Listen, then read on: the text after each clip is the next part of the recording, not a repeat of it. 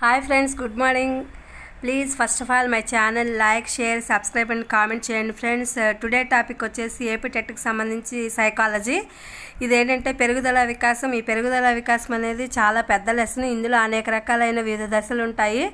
శిశువుకు సంబంధించినవన్నీ ఉంటాయి. అతను పుట్టిన నవజాత శిశువు దగ్గర నుంచి అతని వృద్ధాప్య దశ వరకు అన్ని రకాల దశలు మనం చెప్పుకున్నాము. ఒక్కొక్క శాస్త్రవేత్త ఒక్కొక్క రకమైనటువంటి నిర్వచనాలు, అట్లాగే వాటికి సంబంధించిన ఆ ఏజ్లకు సంబంధించిన పట్టికలు మనకిచ్చారు. మనం ఎలిజబెత్ హార్లాక్, ఇంకా ఫ్రాయిడ్ అలాంటి వాళ్ళు కూడా నేను ఇంతకుముందు వీడియోలో పెట్టాను. ఇదేంటంటే పెరుగుదల వికాసంలో భాషా వికాసం, శిశువు భాషా వికాసం ఎలా వ్యక్తపరుస్తారు అనే దాని గురించి ఇవాళ టాపిక్ చెప్తున్నాను. Let's start the topic. ఇతరులకు తెలియపరచడానికి దేనిని సాధనంగా ఉపయోగిస్తారు? భాషను ఒక సాధనంగా ఉపయోగిస్తారు.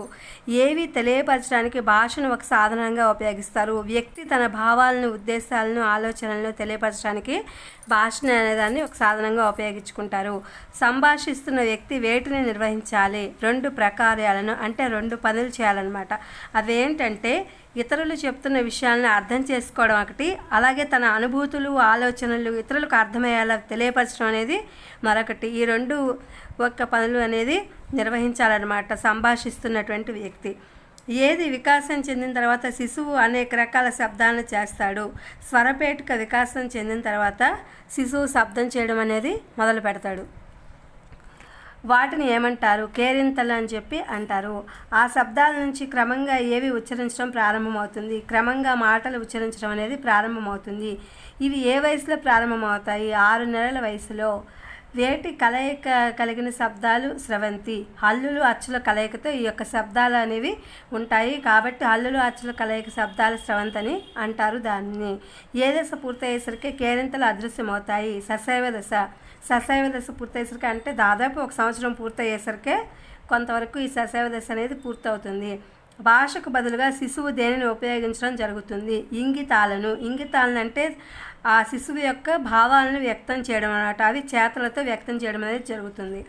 శిశువు వేటిని అభ్యసించాలి? పదాలను కొన్నిటిని అభ్యసించాలి. వేటిని కలిపి శిశువు వాక్యాలుగా రూపొందిస్తాడు? పదాలతో ఉన్న ఇంగితాలను కలిపి వాక్యాలుగా అనేది రూపొందించడం అనేది జరుగుతుంది. ఏ వయసులో సాంప్రదాయ ఇంగితాలను ఉపయోగించడం జరుగుతుంది? శిశువు 9 నుంచి 12 నెలల వయసులో ఈ సాంప్రదాయ ఇంగితాలను ఉపయోగిస్తారు.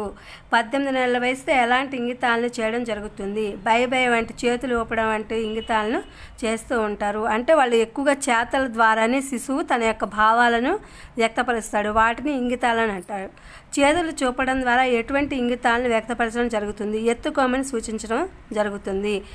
ప్రాక్ సంభాషణ రీతులు ఏంటి? ఈ ప్రాక్ని ఆయన శిశువుల మీద చాలా ప్రయోగాలు చేసి ఏం చేస్తాడు శిశువు అనేది చెప్తున్నారనమాట. ఏడవడము, కేరింతలు, ఇంగితాలు, ఉద్వేగాలు, వ్యక్తీకరణ. ఏడవడం జన్మించిన మొదటి కొద్ది నెలల వరకు ఈ యొక్క ఇదంతా కొనసాగుతుందన్నమాట. ఈ పై చెప్పినవన్నీ జన్మించిన కొద్ది నెలల వరకు జరుగుతూ ఉంటాయి ఆ యొక్క శిశువులో. ఏవి వికాసం చెందుతాయి? కేరింతల నుంచి సంభాషణ సామర్థ్యం వరకు వికాసం అనేది చెందుతుంది. ఉద్వేగాల వ్యక్తీకరణ ఎలాంటిది? అత్యంత ముఖ్యమైనది. ఉద్వేగాలను వ్యక్తపరచడం అనేది అత్యంత ముఖ్యమైనది.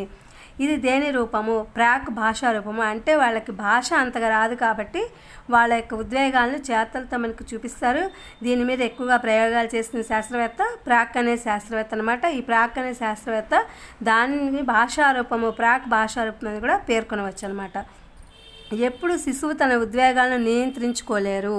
శిశువు తమ ముఖ కవళికల ద్వారా తమ ఉద్వేగ పరిస్థితులను వ్యక్తపరచడం జరుగుతుంది. శిశువులు తమ ఉద్వేగాలను నియంత్రించుకోలేరు. వాళ్ళకేం తెలియదు కాబట్టి వాళ్ళు ఏది కావాలనుకుంటే అది, ఏడవాలంటే ఏడవడం, నవ్వాలంటే నవ్వడం, వాళ్ళు ఏం చేయాలనుకున్నారో అవన్నీ కూడా వాళ్ళు చేసేస్తారనమాట. వాళ్ళు వేటిని కూడా నియంత్రించుకోవడం అనేది జరగదు. శిశువులు చెప్పదలుచుకున్న విషయాలను మనం ఎలా గుర్తించగలము? వాళ్ళ యొక్క ముఖ కవళికలు, శరీర కదలికలను అనుసరించి శిశువులు చెప్పదలుచుకున్న విషయాలను గుర్తించగలం అన్నమాట. పూర్వ బాల్యంని ఎలా పేర్కొనవచ్చు? ప్రాక్ పాఠశాల దశగా మనం పేర్కొనవచ్చు. దీని మీద ప్రాక్ అనే మానసిక శాస్త్రవేత్త అనేక రకాల ప్రయోగాలు చేయడం వలన, ప్రాక్ ఈ దశలన్నీ పరిశీలించడం వలన మనం పూర్వ బాల్య దశని, అంటే శిశువుగా ఉన్నప్పుడు ఉన్నటువంటి స్థితిని ప్రాక్ పాఠశాల దశగా మనం పేర్కొనవచ్చు అని చెప్పి చెప్తున్నారు. ఈ దశ ఎలాంటిది? అన్వేషణాత్మక దశ.